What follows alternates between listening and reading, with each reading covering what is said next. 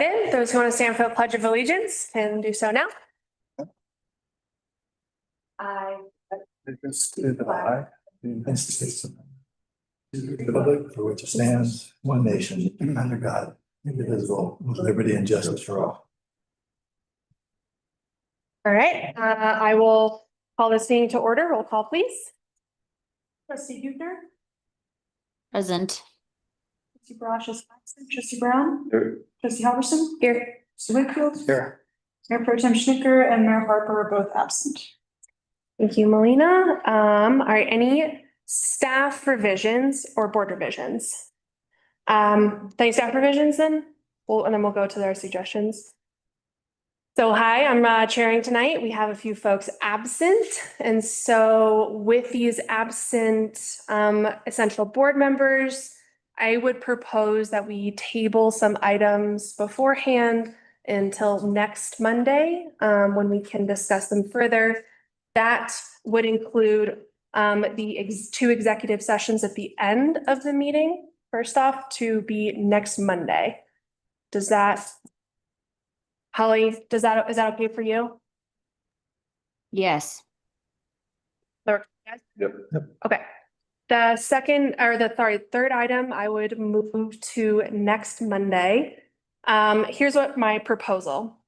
I think doing a work session on the SID for general purposes to answer any remaining questions, then move to a special session to talk about any agreements for services on this agenda and any other items relating to the SID after the work session next Monday. That's. Sounds good. And I would say for this evening, we can still have Clay present his memo on the agreement for services. And he does have an update to provide regarding the financing for the project. Okay. And then if you can just to say that we're going to move the decision to next Monday when we have a full board. Full board, and I think helping get some clarity from a work session for any remaining items will help us proceed in a more effective, efficient manner. Does that sound good? Actually, I don't know why Clay just didn't hold his information until next week. We do want to seek some direction on engaging with the bank. So I think it would be still beneficial to hear that update. No decisions, but just direction? Okay. Cool. Great. All right, so with that, I will open it up for public comment. You have 3 minutes. I'll take in person. SID folks are here. Sorry, guys. Any online public comment?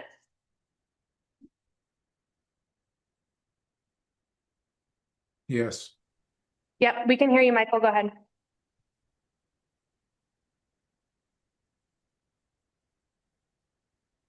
We can't hear you actually now. Are you able to speak? Oh, yeah. I thought you were going to go for in-person folks first. No? Oh, yeah. Sorry. We're good on in person, so it's all you. Oh, okay. I am Michael Hoffman, and my client is Sandra Campuzano. Mrs. Campuzano is the owner of 746 Snowden Street in Silverton. Her property is located immediately below the 8th and Bluff Special Improvement District. As you may know, Ms. Campuzano lived her early life in Silverton and values Silverton and her property highly. Her interest is in having me appear for her today is to protect her property and to protect the property of other owners of lots located beneath the Special Improvement District. And I'm a little unclear, Mayor, did you table the consideration of the Animus excavation? We did. Okay. We're All right. missing board Now that members, so we've got to wait until we've got everybody here. All right. Well, why don't I finish up my comments? I'm sure I'll have more to say next time.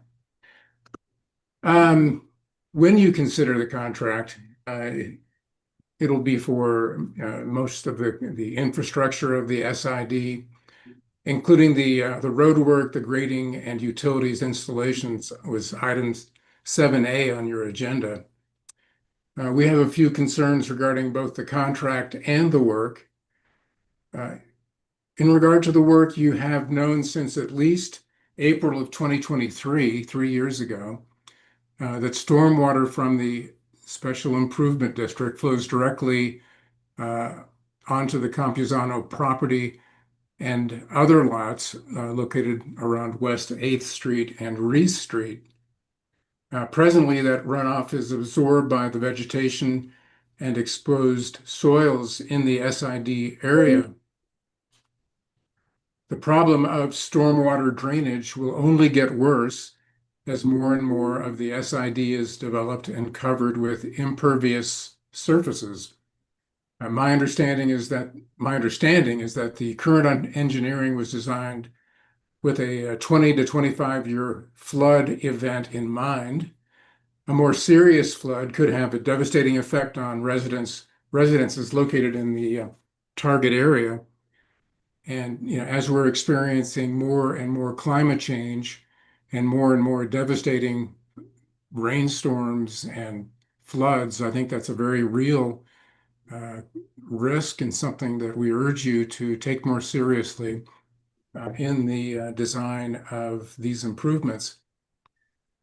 Interestingly, the culvert planned underneath the curve on West 8th Street, where it turns toward Snowden Street, will actually direct the water from much of the SID toward the target area, meaning Sandy Campuzano's home and the surrounding properties. At a minimum, that needs to be changed before this plan is put into effect. More engineering and design work is needed in the stormwater drainage plan for the SID. Thank you, Michael. You've reached your 3 minutes. If you want to submit more public comment, you are more than welcome to write the rest of the board. We have also tabled this agenda item till next Monday. So you can also make public comment then or again at the end of this meeting. We'll submit a letter. Thank you very much. Thank you. Great. Any more online public comment? All right, closing public comment. We will move on to the consent agenda.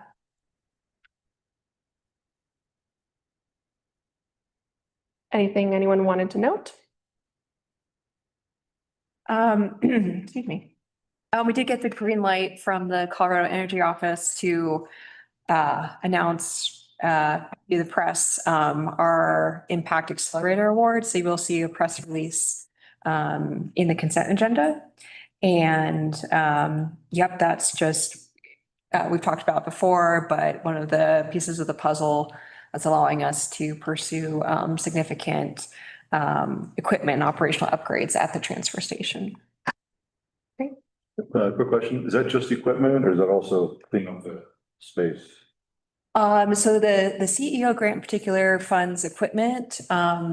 And then the other component is the policy portion. So phase 1 of the grant is considering pay as you throw policy. So going to a volume-based system. If we get that in place, then that second phase of funding for equipment purchase opens up. But John is already doing significant cleanup work at a potential new location for the transfer station. So yeah, wherever we land, it's going to be very tidy. It's gonna be nice. Transfer station. Yeah. Right, I would entertain a motion to approve the consent agenda. Motion to approve. Second. Great, we'll call. Trustee Hübner, Yes. trustee Brown, Yes. trustee Homerson, Yes, trustee Wakefield. Yes. great. We'll move on to item number 5, staff reports. Yeah, so just a few things to highlight here. So we've already begun to talk a little bit about July 20th, our next meeting. And so a big priority is to hire the Housing Authority Director position. So we have been receiving applications, and we did get interest from one county commissioner to sit on the hiring panel. So yeah, hopefully the whole group will assemble on the 20th and we'll look through applications and make decisions about who we'd like to offer interviews to. If all goes well, there's still a chance that we can have some overlap with the new person and Anne. The other thing I did want to mention, with our Colorado Water Conservation, Water Plan Grant. So that funds, the Animas River Corridor or portion of the Animas River Corridor project. And, we're getting close to being under contract with the CWCB. It did recently come to our attention that we will need to submit, a conditional letter of map revision and a letter of map revision, and submit that to FEMA for review and to make sure the floodplain, is project that has impacts on the floodplain meets national insurance flood standards. So we are looking at needing to do some budget revisions, but we have room in the budget, I think, to accommodate the additional modeling, and it's somewhat significant permit fees that we'll need to submit to FEMA. So all that to say, I would imagine we're looking at probably another month or so before we're under contract with CWCB. So we're behind schedule, but still in a position where Mountain Studies Institute and Ramble Engineering will be able to get significant work done in the permitting phase of the project. Cool. Great. Moving on to business items. So we don't have any presentations and proclamations.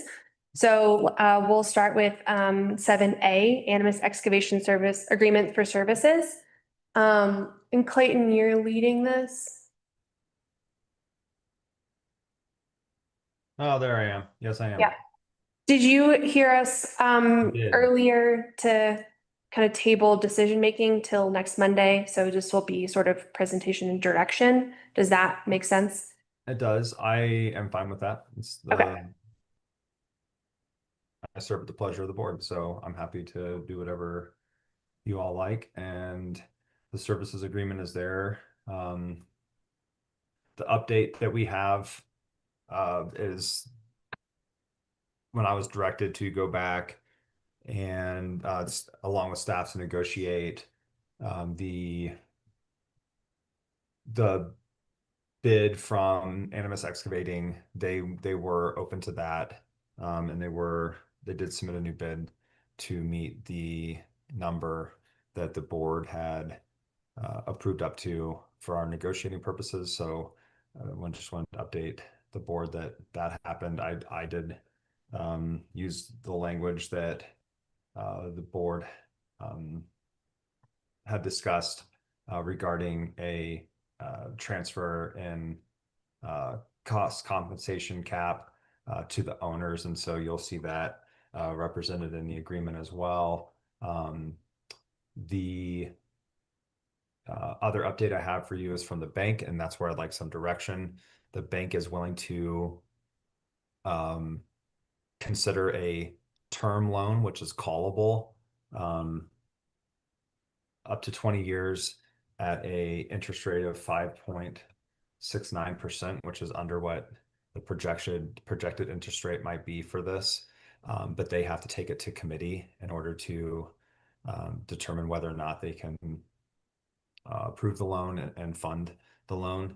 The terms and conditions would generally be that this would be a 20-year term loan, which is callable, meaning that there's no prepayment penalty, which means it will uncomplicate the requirement that owners would have to have a 90-day window and then have to wait 20 years to pay it off. That they are willing to allow this to be paid in chunks as we go, and it is far below the amount contemplated by the ordinance. So I wanted direction. There's a whole bunch of different possibilities, but that's a possibility I'm advising. They have obviously slightly lower interest rates for smaller term loans, and then there's a non-callable, which I don't think is a good option for the town either, because again, the town is going to have the option to pay this back early without any prepayment penalty if we do a callable loan.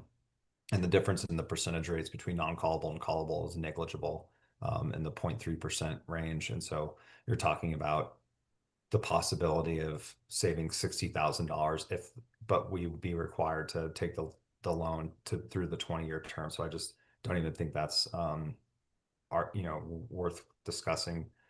So I wanted some direction from the board to allow us to go back and let the bank know that we would like for them to place the decision for committee regarding the 20-year term callable loan at 5.69%. They just Can I need ask- to know a number. Can I ask what the, Oh, I'm sorry, go ahead. sorry, I didn't mean to interrupt. That's okay, sir. Can I ask what the terms are for the callable aspect of it? What would trigger that? Well, it's not, so yeah, and I know you were thinking the same way as me, is like, if it's not the bank is not gonna call it. In fact, they're willing to put in that it's not callable by the bank. It's they're referring to callability from the owner's perspective, meaning that the owners can prepay or the SID can prepay. For us, it means the owners can prepay through the SID. So that it's not callable by the bank. So there's no terms in that respect. Yep. Once I give them numbers, sir, I can bring that back. I can bring those actual, once they bring it to committee, that's when I'll be able to bring the actual terms and conditions of the loan to the board for review. But they need to have the infrastructure in place before they take it to committee. Was the previous term 30 years? We've always been contemplating a 20-year Okay. term. The previous bank, we had discussions with different term, but we're in discussions with Bank of the San Juans right now, which has done business with Silverton historically. And we've worked with them and Josh Mack, their attorney. And so this looks like a better option for financing than the bank we were previously in discussions with regarding financing. I'd ask, going back to the original discussion, that the bank can define further will. In the event of a default, is it the town's responsibility to primarily cover only the foreclosure without necessarily having to pick up the loss in what we see through assessments or cover that extra interest payment? Or would we be the backstop to the bank entirely in addition to foreclosure? Well, the backstop for the bank is the assessment bonds. The backstop for the town is the assessments. And if we did get behind a loan, which doesn't look like that's going to be an issue now, especially since there's going to be no prepayment penalty. But if we were to get behind a loan, we needed to foreclose on a property. That would be done through judicial lien process, much like is done with tax assessments. And that's a 120-day process, and that burden would be borne by the town because we're recovering debt and assessments. The bonds, the special assessment bonds will cover the bank. So that the bank, it'd be us getting our money and then relaying it. Is there, in your opinion, do you think there's an option to negotiate where we are solely responsible for foreclosure only? I'm just concerned, worst case scenario, something catastrophic happens, assessments can't be collected at all, the land value is not what we feel it's worth. And now we're stuck paying the loan plus trying to, there was essentially a liability in the land. Is there an option for us to strictly be held to the foreclosure process without having to pay the interest on land that may or may not be capitalized? Are you, Doctor, excuse me, I'm just trying to clarify. Are you asking if we can negotiate a stay in our payments to the bank if we were forced to do a judicial foreclosure on one of the properties? That would be a way of looking at it, I believe, yeah. Okay, I mean, we can certainly ask the bank. I mean, the fact that the bank is considering the callable term loan is a major it's kind of it's a major windfall gain for the SID, because even if just one person prepays a little bit, then we would be, so far ahead on the minimum payments on the loan that we could. I'm just wouldn't- concerned with catastrophic event, that's all. Sure, no, I understand that. I'm happy to take that back and talk with the bank about it. This is where I think we got into the conversation of the catastrophic event situation, SID having insurance or some way to protect the town in case occurrence. Right, I'm tracking, Doctor. I think Yeah. I think it's not a bad idea to make sure that we're not in a position where or to have some sort of backstop for that catastrophic event. And I'm happy to bring that to the bank and see what they're willing to do. I think they're interested in funding the project. At least, they didn't say no, and they at least understood the special assessment bonding and how we're going to be financing this. And they even suggested the term loan, which is, again, good versus a piecemealing money to a construction or to Animus in this case. So I'll bring that back to them and see if they're open to some sort of stay provision and or what they might suggest as far as insurance, so that if we had to, we could not have to be paying assessments while we're foreclosing on a property if we had to. That's something definitely to consider. That's unreasonable. And maybe this is part of your question. Do we have current assessed values on the properties? Yeah, we would, right? We do? Well, right, we'd have that through the county, like county assessments, right? We've got it, it's in writing. Okay. So Clay's seeking direction here to go to the bank for them to go before committee. Do we feel good about giving him that direction to continue negotiation for the loan? And then be able to discuss terms at a later date? Okay. That's staff direction then. Clay, do you think that will happen in this next week, or did they give you sort of like a timeline on when that might be? I think it could be next week, or could be this week. It just depends on if they, it depends on the committee. Okay. So,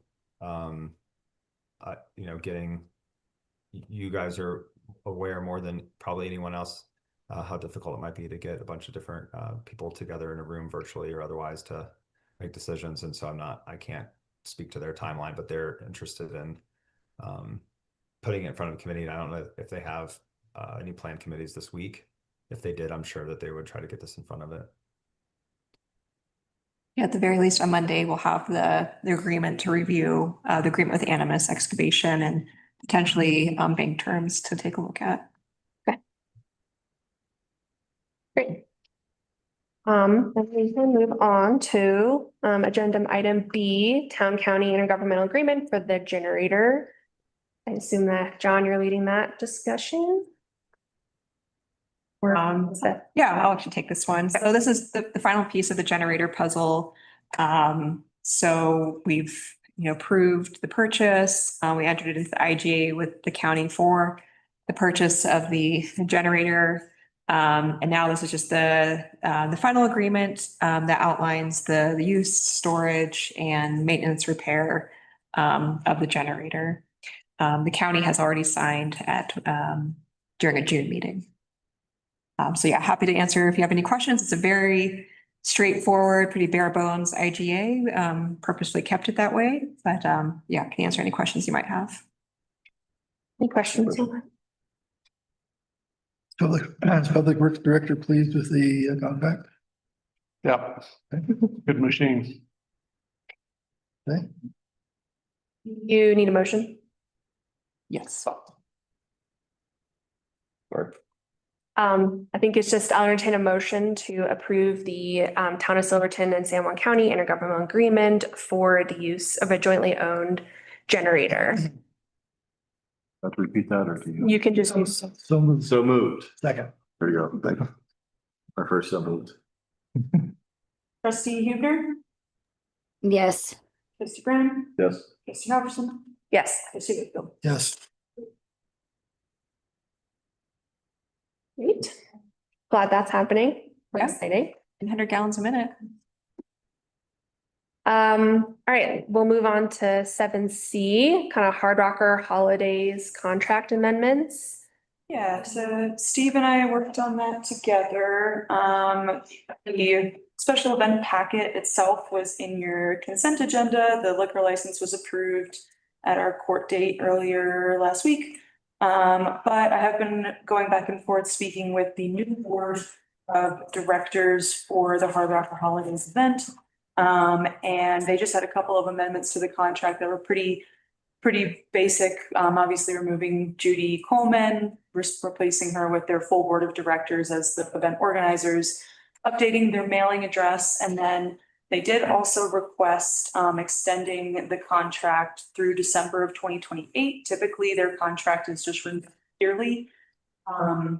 But they did make that request. I do have Dorothy Wagner online as well. She is a member of their board of directors if you have any questions directly for her. And then Steve is also here to answer some questions regarding the staff recommendation of maybe implementing some kind of fee. Historically, they have been grandfathered in because it's been going on for so long that they've gotten Kendall for free. But they do take up, it's the weekend of the event. There's some setup during the week before, and then I thought that they had something going on the weekend before their event as well, but I think last year that was actually just a memorial for Ernie. I don't think or I think it was a memorial for Ernie that they did the weekend before last year. Yeah, Steve, if you want to add anything, and then yeah, Dorothy's online if you have any questions for her too. Sure, I know. I think one point of contention was scheduling because it speaks to more fluid scheduling.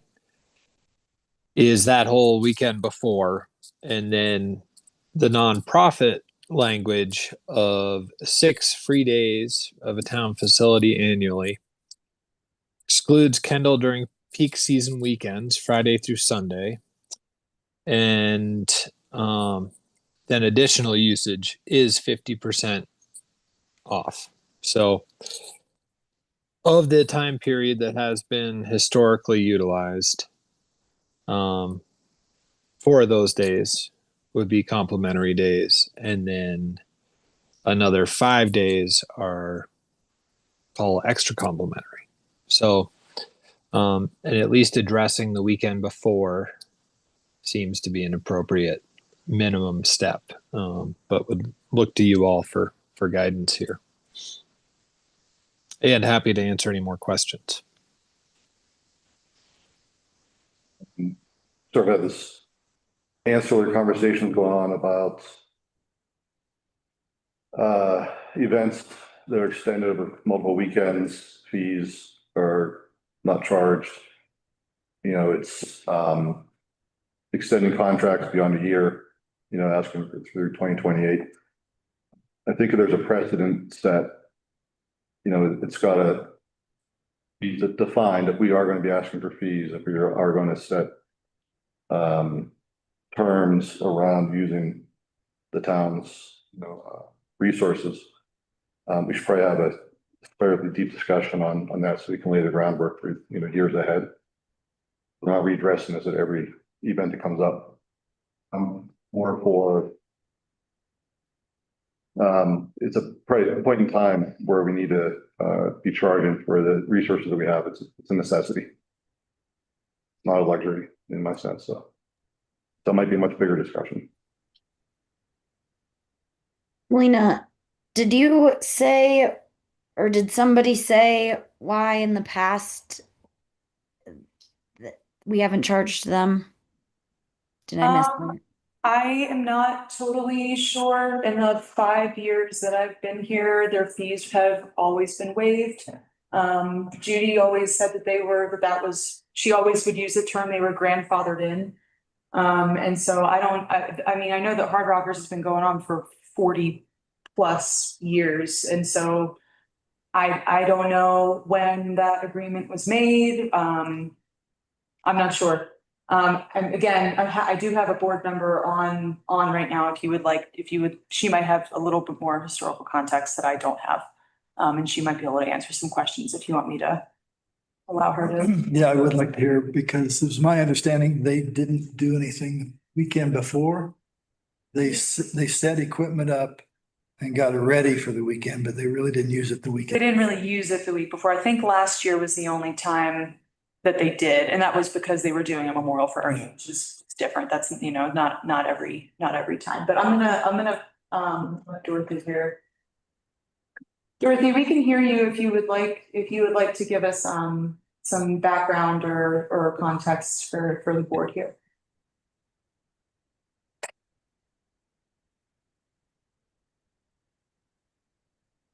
Can you hear me now? Yep, we can hear you. I appreciate you guys asking this question, and I hope that I can answer some of your questions as the newest board member. In the past, we have done a practice weekend the weekend before. But what it's really used for is the setup and what takes an extra time. So the metters come in and they mow all around, and that takes anywhere from 2.5 to 3 hours. We set up the board, make sure it's leveled, which takes anywhere from an hour and a half. We need to set the rocks, which takes 2 to 3 hours. We need to set the mucker and make sure that it's working. We set the jackleg and the stoper, and we make sure that all of our equipment is safe for the competitors that are coming the next weekend, and that it gives us an opportunity to go to the hardware store and get things that we might need because we've already had a chance to set it up. It does take almost an entire full day. Because last year's weekend before was kind of different because we did spend that time talking about Ernie because he was such a big historical part of Hard Rockers, of course. But in the past, we have opened it up to competitors that came in so we could teach them how to poll correctly so that people that got on the board were not getting hurt. They knew all the rules and regulations. So people that came in and wanted to run the mucker had the opportunity to learn how to use that so that they were safe during the competition, as well as using the stoper and the jackleg, learning how to run them and switch out the steels so that people don't get hurt, because we always have those people that come in and are not sure how to use the equipment or how to pull, and there's not time during the competition to show them how to do those things and to keep our competitors safe.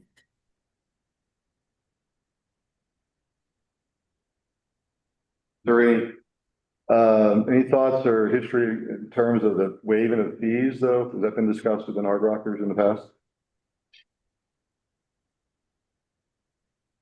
As far as the fees go, like I said, I'm still very new to the board and I'm not sure. It has always been part of the town. This is our 52nd year. I've been competing for 35 years, and I'm so sorry, do not know when the grandfathering in came in, but I'm assuming it was probably more than 35 years ago since Judy and the team set it up.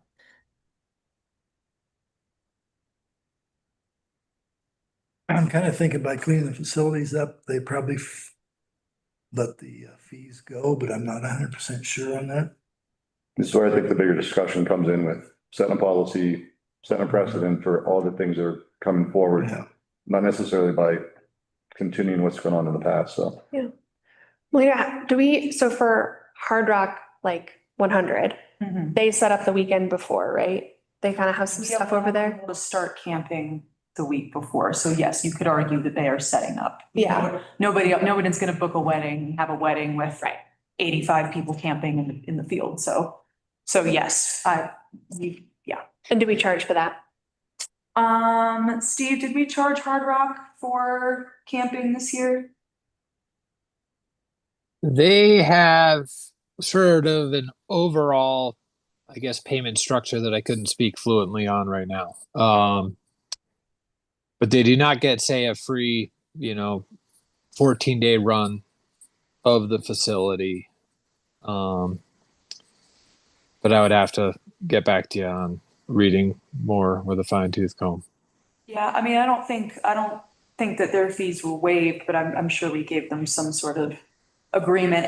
And I think that the point here with this is that we're really just asking, do you want us to charge something for the use of the facility moving forward? Because it's been, I mean, it's a great event. We want it to continue to happen. It's fun. It's been going on for, like she said, 52 years. We want to continue to have the Hard Rock holidays, but if we're gonna continue to allow the space to be used, because I mean, most of what they're doing is outside, but again, you can't rent the space for a wedding if they are, setting up this equipment outside. So, the question is, do you want us to come up with some kind of agreement that is fair for them being both a nonprofit, but also using a peak weekend, that makes some kind of sense? It doesn't have to necessarily be the full price of the facility, but something. Ms. Marks, may I just say one thing? Yeah. We did talk as a board about what we would need and how to help the town, because we discussed also that you guys need the space. And when talking with the board, we said that we wouldn't need the whole weekend. We would just need like Sunday from 10 to 5.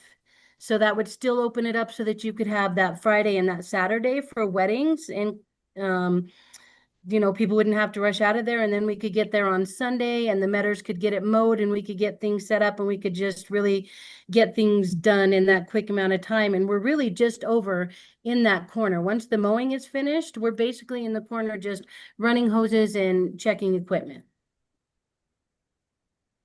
Steve, what do you think? You have thoughts?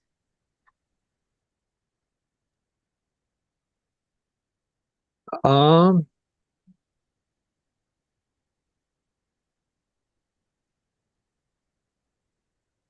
it's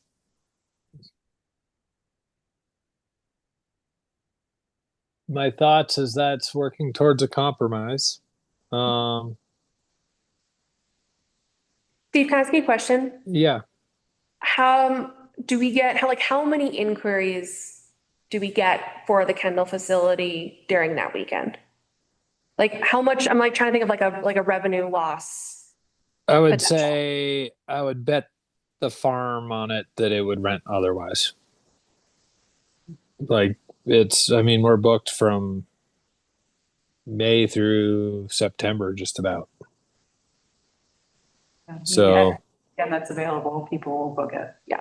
So again, this is I'm talking about the precedent. This is a long-term plan. So that everybody has to have a similar agreement in place. We can always discount down from something depending on the situation. But if we don't have somewhere to start and we don't charge anything, we're losing That's why I'm revenue. bringing it to you now. I think we need to, It's been this way for a really long time, but we want to, having the event is important for the town and the businesses and everybody who's involved.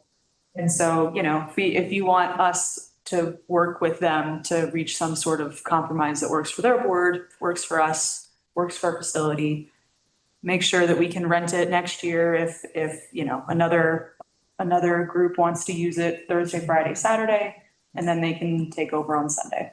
can I ask, is there fundraising that takes place that goes back to the town in any way of Hard Rockers? Like a donation back to the Early Learning Center or anything like that? I am not sure. I don't know if that has been I don't know. When we talk about discounting, we could set flat fee, no matter what you're doing, here's what you can do to discount your own price by donating the funds back into the town for these purposes. So I'd say we come up with a standard agreement. We can always, again, discount down from that and have options of how that can be discounted. One item. Whatever we do, I don't want to see it go away because Yeah. Right, I don't want to heritage. see it go away. I wanna see it continue. If we choose to get a fee from them, let's work with them and see what we can do. Yeah, I want it to be just something that's fair. I mean, I've done tug of war. I think it's super fun. I love it. I think it's great. But raising funds isn't, in terms of donations during the event, is not that hard. And you'd be shocked at, $50 here, $50 there, and now you've got, $2,000 off your price. Sure. Yeah, I think if you, rather than moving to approve a contract with amendments, if you want Steve and I to just kind of work it out with them, I think we can do that. Are you comfortable with us doing a contract through 2028 if we can come to a reasonable agreement? I'd like a more definitive across the board for anyone that comes to the table, as opposed to just a single, here's a once off here, 2028, this one wants 2029. And we come to a standardized approach to this process, because the goal is to continue to bring more and more tourism and bring more and more events in. And it'd be good to, I think, to start that process now. So you're thinking of more direction, not a motion for an amended contract? Sure, if you want us to continue to kind of work with them on, I mean, and their event for this year is approved. They're good to go for this year. But if you want us to kind of work out some of these things for contract moving forward. Yeah. I'm sure Steve and I can manage that. I agree with Dr. Brown that generally having more consistency is better across the board, I think, for fairness. And then, we also have a fiduciary responsibility to the town to maintain facilities. And we know Kendall is in need of much love. So collecting fees is important to that. Knowing that they do donate some labor to Kendall is important there. So keeping it flexible. I think we moved to having longer contracts to reduce administrative burden on events too. So not having to come before the board. And this wouldn't be the first time. We have extended their contract before multiple years when, I think last time when Nate was still here. Yeah. He proposed at some point, I think it was maybe a 2 or 3 year contract so we don't have to do this every single year. So if they're good for this year, maybe we kind of think kind of a larger policy around how we want to move forward with larger events like this, and what type of rate reduction we'd be open to as a policy, not like a based decision. Raising or giving back or. Yeah. I think that's good. I think that's fair too. Sure. Yeah. Sounds good. Okay. Cool. Great. Holly, sorry, anything to add there? You're small. I can't see you, so it's hard to tell. No, I don't have anything to add. I agree with everything that was just discussed there in person. Dorothy, did you have anything you wanted to add before? I just wanted to let you know that in terms of giving back to the town, there are many competitors and competitor families who, after Saturday's events, Friday and Saturday's events, head into town and have dinner at places and do extra shopping.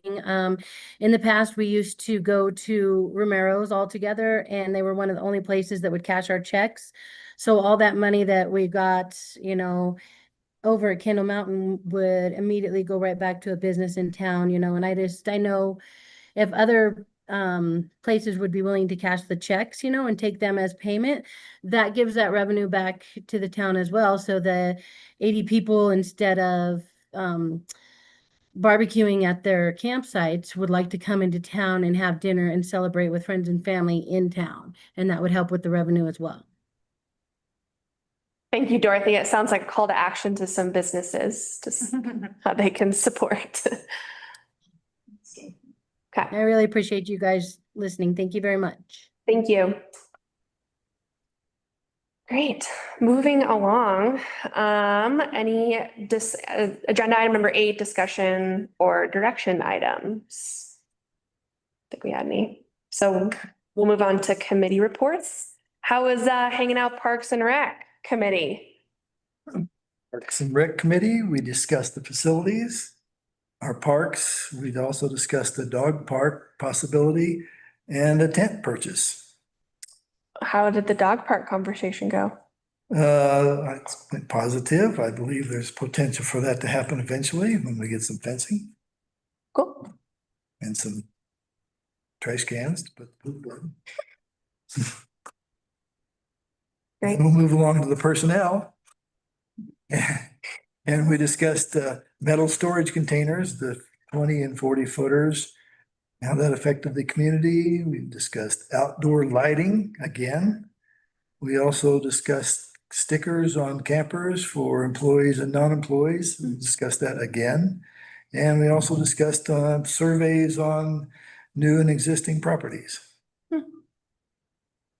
Any action items coming out of that? Do we have anything coming? Those are, Yeah, so an ordinance to update lighting code will be coming before the board.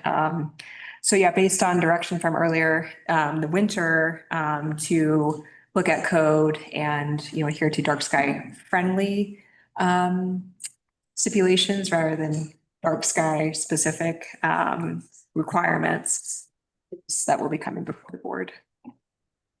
Where do we stand with the stickers on the RVs and so forth?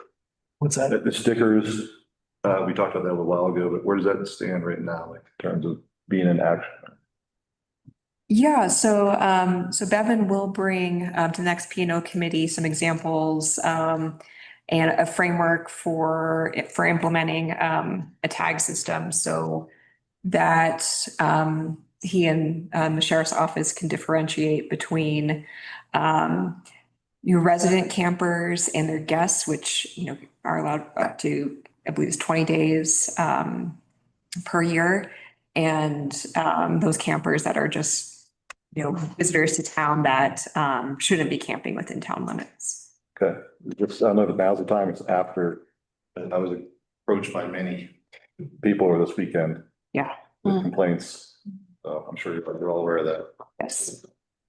Yep. Yeah, so yeah, if we do indeed implement this tag system, it'll make identification for those enforcing that code and those laws much easier. Speaking of tags, the dump tags are working great. oh, I've heard. They're coming in Yeah. left and right. Happy, some of them not so happy. Probably more of the latter, unfortunately. It's working though. It's going really, really well. Good. Yeah, and we hopefully in this week's paper, but soon we'll have an article introducing Luca, the transfer station attendant, to the community. And just having that serve as a PSA so folks are fully aware of the transfer station fee schedule and what to expect when they. We need to get him a shirt that says, "Do not be afraid." Yeah.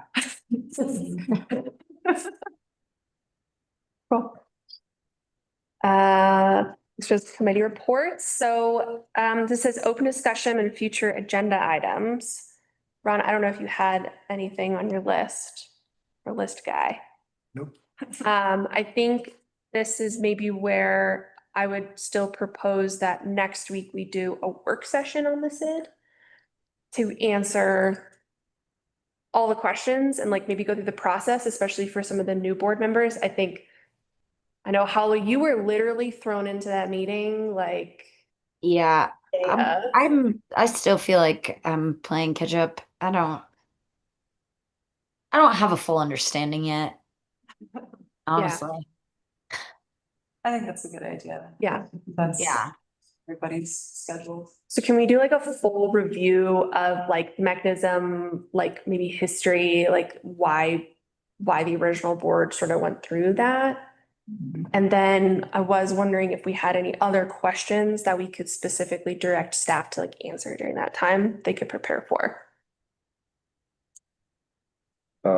I'd like to hear John's opinion again on the execution of this. I think we've already heard it once, but I think it'd be good to state it again in the concerns. And again, the preparation for an event now that there's an attorney in the mix.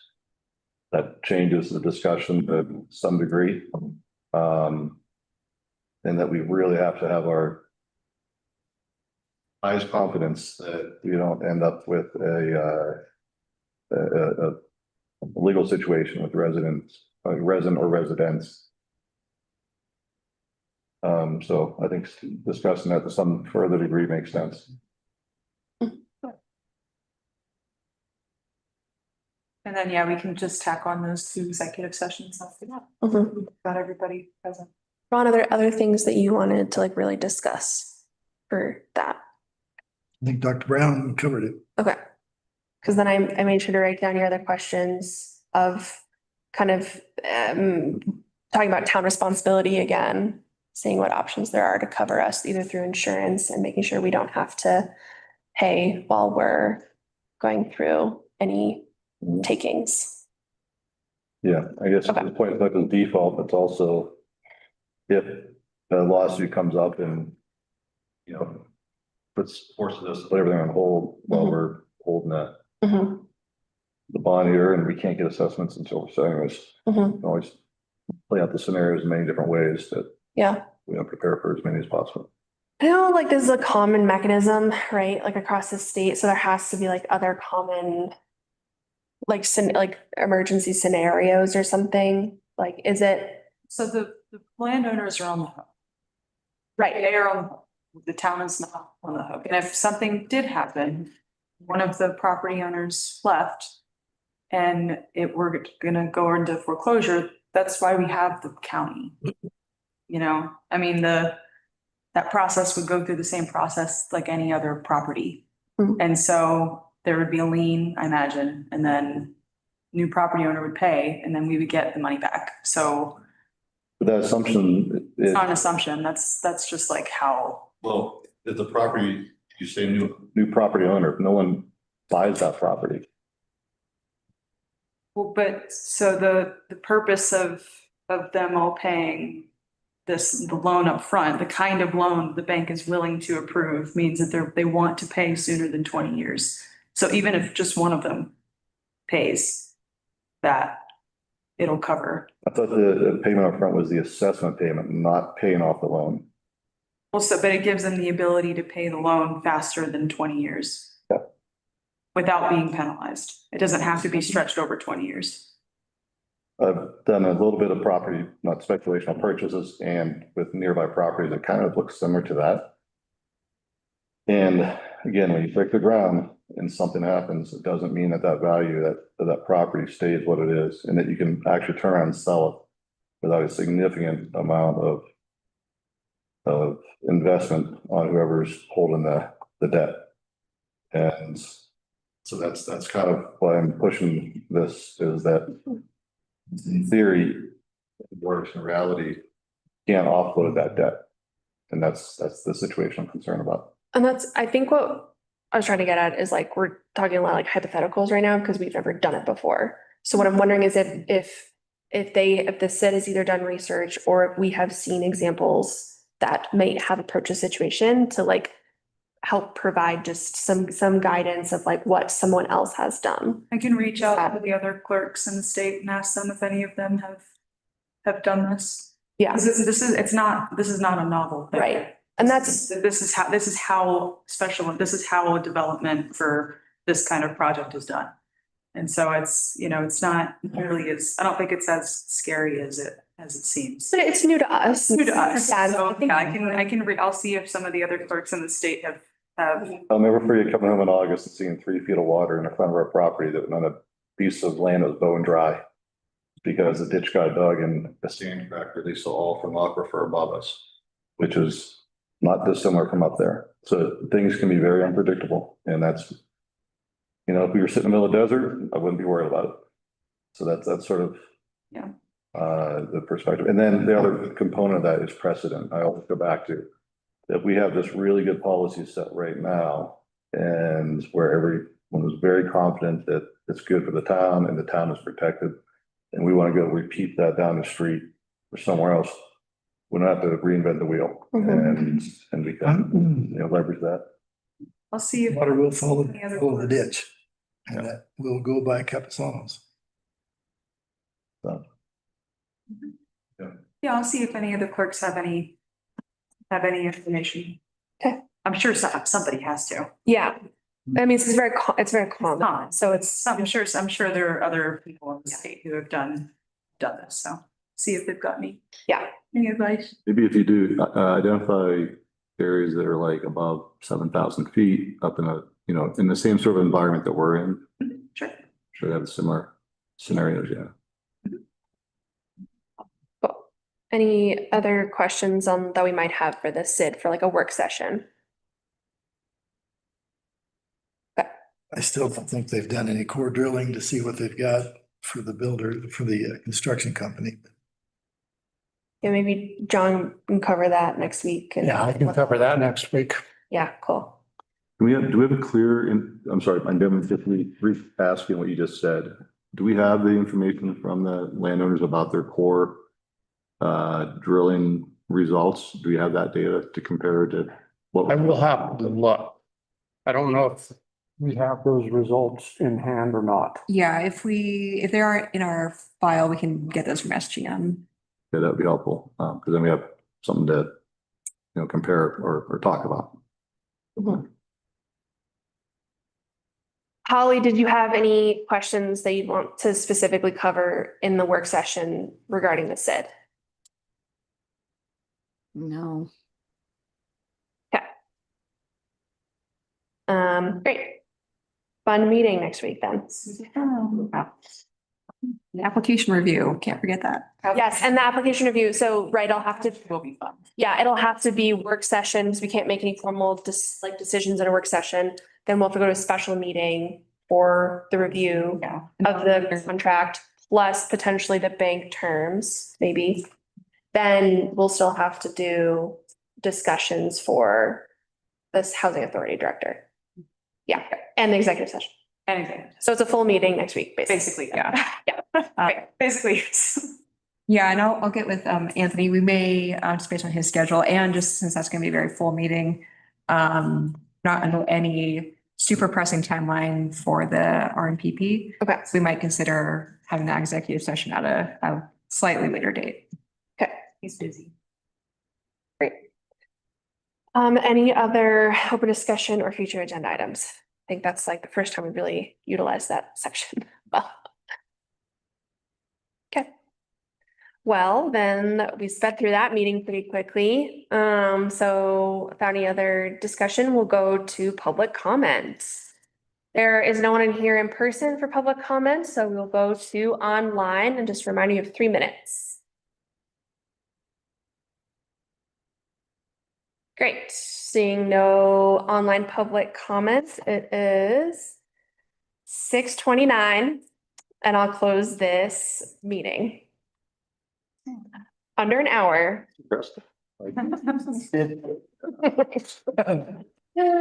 Okay. Bye, Holly, bye, Clyde. Thanks, Holly.